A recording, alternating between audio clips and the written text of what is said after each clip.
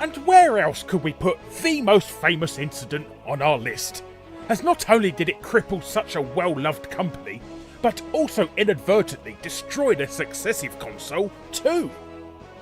While many of the previous entries were victims of bad luck, outside factors beyond the company's control and unavoidable obstacles, this last entry comes down to nothing other than sheer and utter incompetence and wholesale arrogance that backfired on a nuclear scale. With the much hyped and technologically more advanced Sony PlayStation waiting in the wings, Sega knew they had to pull something very special out of the hat if they were to take the early advantage in the 32-bit console war. So, in a shock announcement in March 1995, Sega of America CEO Tom Kalinske announced that the Saturn would be released in the US on Saturn Day, Saturday, September the 2nd, 1995. However, Sega of Japan didn't really like this date, demanded that the launch be pushed 4 months ahead to give the Saturn the early advantage it would need over the PlayStation. So, during the first ever E3 on May the 11th, 1995, Kalinske gave a keynote presentation in which he revealed the release price of $399 and describing the features of the console.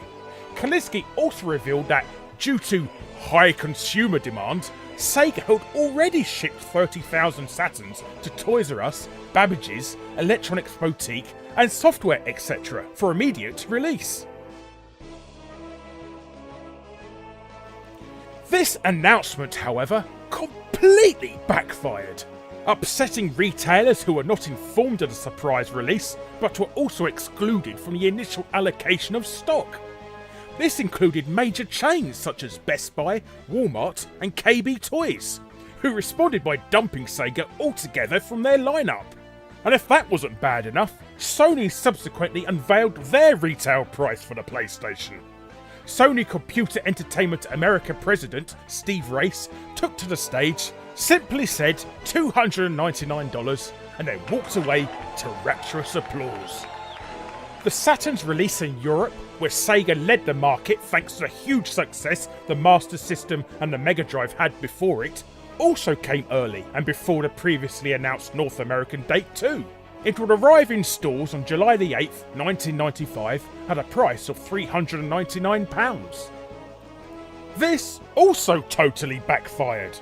European retailers, the press, and even Sega Europe themselves did not have any time to promote the system nor its games, severely harming sales. It also didn't help that the launch lineup consisted of games that had quite clearly been rushed to release and paled in comparison to the flashy visuals of their PlayStation counterparts. So, despite all the early promises and predictions that Sega would once again rule the roost, the Saturn ended up being vastly outsold by both the PlayStation and eventually the Nintendo 64, so was discontinued just 3 years after its release in 1998, leaving Sega licking its wounds, having been taught some very valuable lessons in the process, which ultimately they never recovered from. The Saturn stigma even outshadowed the launch of Sega's next console, the Dreamcast, amongst other issues. But that, my friends, is a story for another day.